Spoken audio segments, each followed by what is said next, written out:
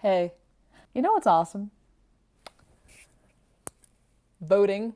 Hell yeah, voting was so awesome. I want everyone to know how awesome voting is. Well, luckily you can. Fair Fight is a grassroots organization started by Stacey Abrams in Georgia. Their mission is to fight for voters' rights and encourage people to vote. There's a Senate runoff election in Georgia on Tuesday, January 5th. They're focusing their efforts on those races now with volunteers and donations, so that's certainly one way we can help folks vote right now. That's so good to hear. I almost feel kind of okay about the future. It will be a hard fight, but progress is definitely being made. Well, until then, let's roll the video. Hi, I'm Liz, the Blitz DIY, and you're watching this on Christmas Day. This isn't your normal Blitz City video though. You kind of want to think of this as like a Blitz City holiday special.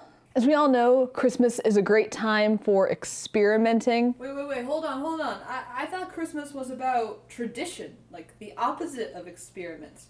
You know, family, gathering up all the we're in the middle of a pandemic, you monster. Obviously not, we're not getting together with people. What is monster?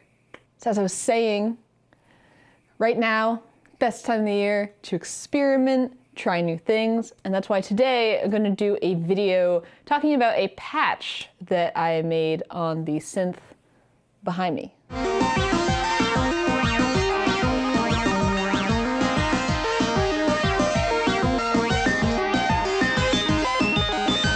Despite its appearance, you know, you can't judge a book or a patch by its cover. There is some rhyme and even a little bit of reason as to why it's doing the things it's doing. So let's take this moment to move over to the synth shelf to talk about it, do a deep dive.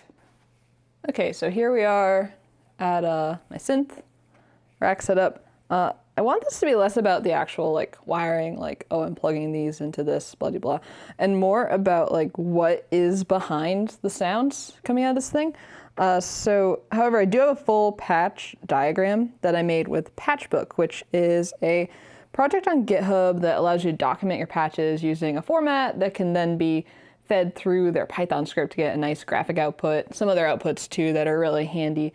So I'll have links in the description down for all that for this patch and also the project in general, because I think it's really cool. But when I watch patch walkthroughs, I sometimes feel like folks take things for granted, specifically like what is making and causing certain sounds. Like sometimes they'll be like, oh, well, I've got plates coming out and it's got this melody going, but I don't know where the melody is coming from. I don't know how they're generating it, stuff like that. So that's kind of like my focus for this here today. So this patch basically has 4 voices. We have this kind of lead line coming from plates.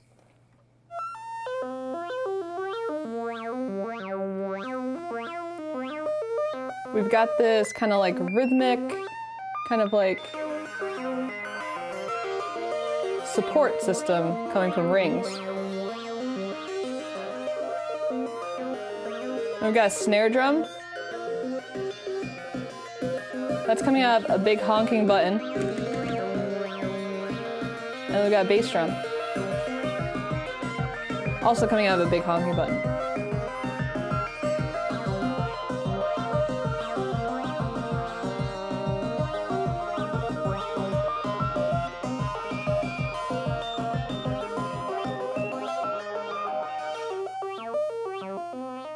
And there is a full performance video of this patch up on Diazone. I'll link it down below. So it's a little hard to see what's going on right now because of the spaghetti. So what I'm going to do is I'm going to unpatch it so that we're just seeing one voice at a time. So let's do that. Let's start with plates, which is our lead. So let's take everything else out.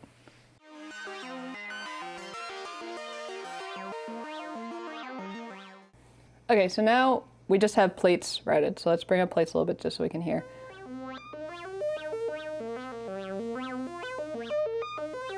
So first, there is some Pamela's New Workout stuff happening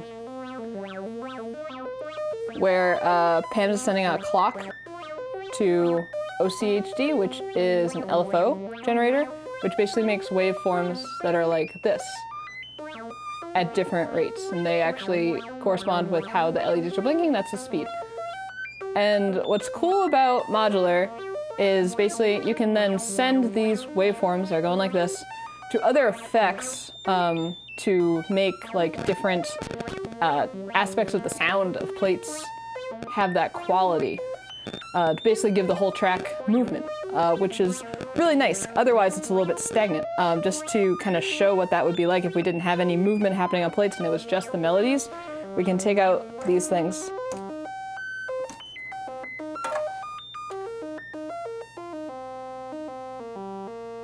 It sounds really stagnant.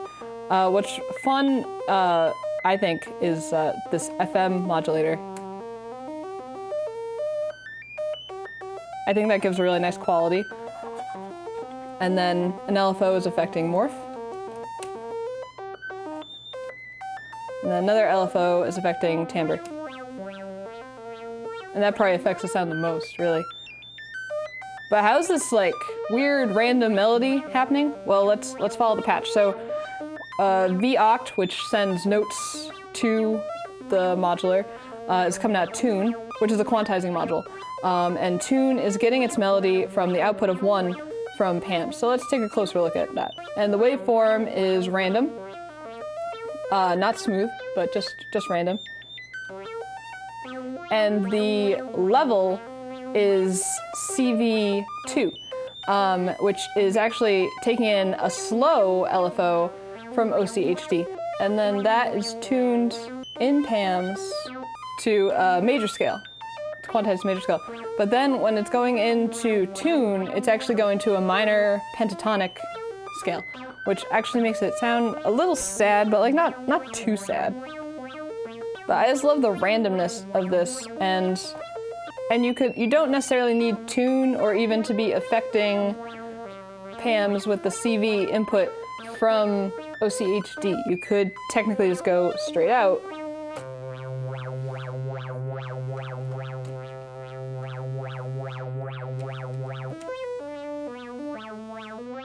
It's in a different key right now, but you're getting kind of a similar effect. And you can change the quantization straight out of PAMs if you want to.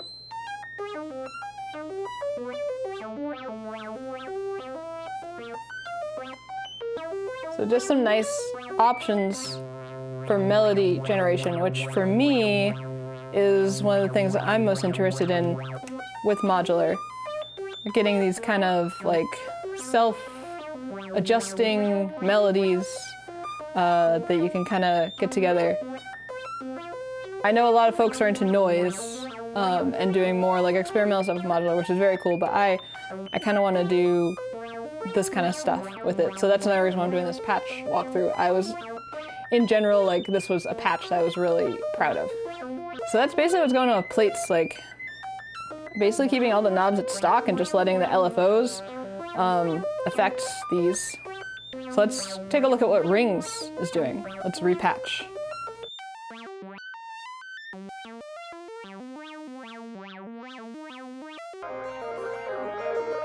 So this is rings.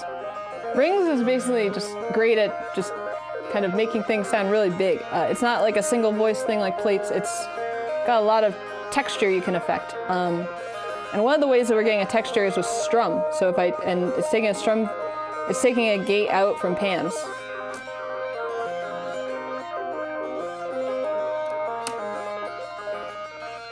You can hear how it's a little bit different when you take out strum.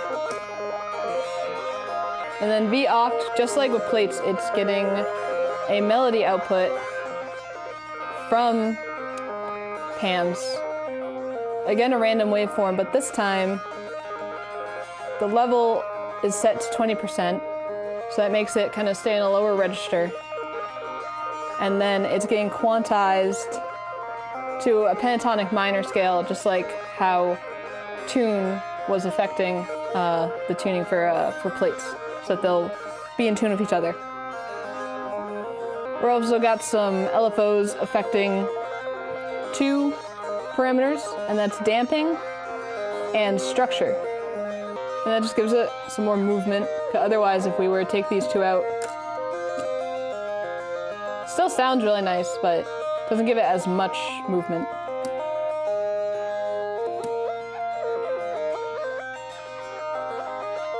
And then throughout the patch, rings, I do affect the knobs a bit because you can get these different sounds out of it.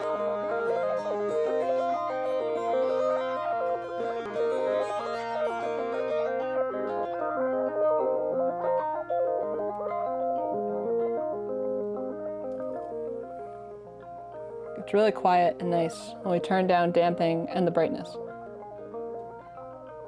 Get a little bit more of the strumming sound.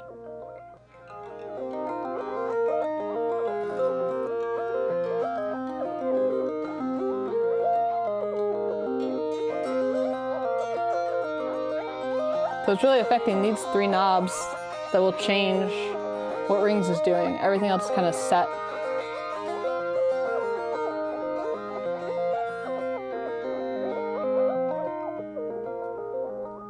You can get these really nice, kind of plucky, kind of peaceful sounds out of it.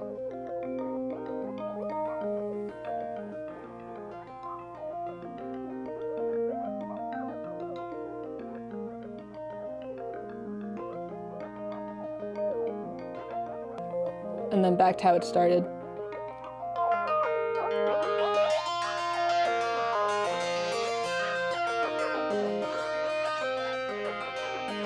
So that's the two melodic voices. Then we have two drum voices that I'm gonna patch at the same time because they really work together. So let's repatch.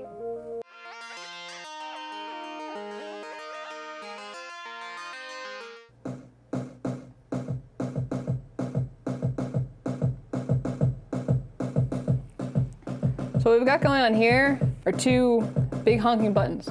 And while the big honking button is awesome at honking, you can load up any sample that you want into it, which I think makes it great for percussion, because then you can load, because it's like an affordable module, you can get more than one, especially now it's a kit. This one was a kit. And you can have two different percussion voices and trigger them. I'm really happy with that. So what's happening with this is Pam's is obviously triggering both big honking buttons, but in kind of a different way. So the bass drum, it's using Euclidean rhythms. So I will link a video that I think is really awesome for explaining Euclidean rhythms down in the description. But basically, think of it as you have, well, in this case, we have 8 steps, 8 beats. And the number of triggers that that the bass drum has is 3. So that means evenly over 8 beats, you're going to get 3 beats. And that's what's giving it this kind of syncopated feel. It's not on the 4. So the snare drum sound is coming out 7. And it is also in a Euclidean rhythm. It has 8 steps, just like the bass drum. So that means that they are going to be sounding off together. Now the snare also has 3 steps over 8 beats. So what makes it happen that it's kind of getting a little off kilter is the rotation is at step 1. So if we were to turn that off, they'd be sounding at the same time. But where we are offsetting the snare by 1, get this cool rhythm going, which I think fits really well with the randomness of the melody. It keeps it kind of fresh. It doesn't sound too stagnant. It's not a for the floor, which, don't get me wrong, for the floor is lovely from time to time, but it livens it up a bit. And that's what I really like about Big Honking Button. It's such a straightforward module. Like, you literally have a sound that you're going to trigger and it's going to go out. It's lovely. It's all I need. And you can also do it live too.